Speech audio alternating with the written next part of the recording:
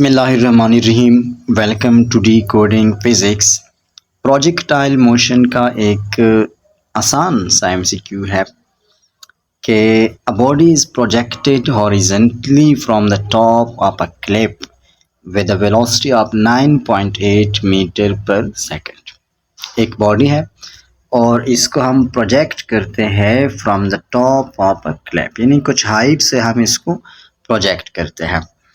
और रिमेंबर कि this projection is only horizontally, यानी सिर्फ हॉरिजेंटल डायरेक्शन में उसको वेलोसिटी मिल रही है। वर्टिकल डायरेक्शन में इसको जो इनिशियल वेलोसिटी है वो बिल्कुल ज़ीरो है, इसको सिर्फ वी एक्स मिल रही है। ठीक है, और वी एक्स कितना मिल रहा है? 9.8 मीटर पर सेकेंड। ठीक है। What time elapses before horizontal and vertical velocities become equal? अब हमसे क्वेश्चन ये करें कि कितने टाइम बाद इस प्रोजेक्टाइल के लिए वर्टिकल और हॉरिजेंटल वेलोसिटीज इक्वल हो जाएगी।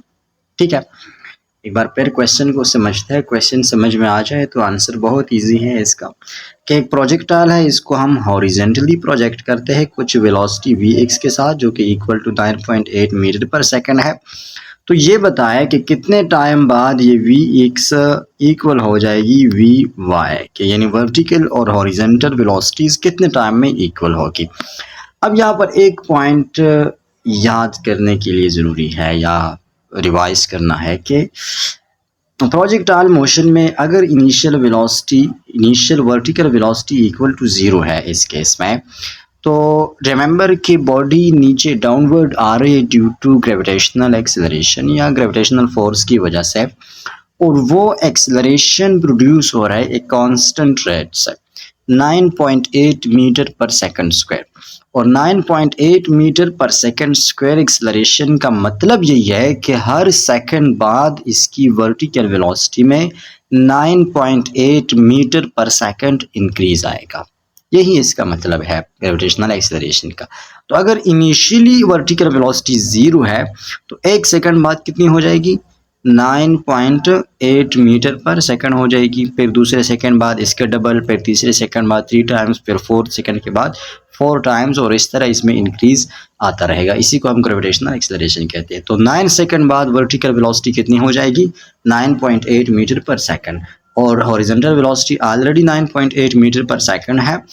तो इसका मतलब यह है कि एक सेकंड में ये दोनों वेलोसिटीज क्या हो जाएगी? इक्वल हो जाएगी। सो 1 सेकंड। अब ज़रूरी नहीं है कि पेपर में भी ऐसा क्वेश्चन आ जाए। पेपर में ये बोल सकते हैं कि कितने टाइम बाद वर्टिकल वेलोसिटी हॉरिजॉन्टल वेलोसिटी के डबल हो जाएगी, तो फिर जाहिर सी बात है 2 सेकंड्स।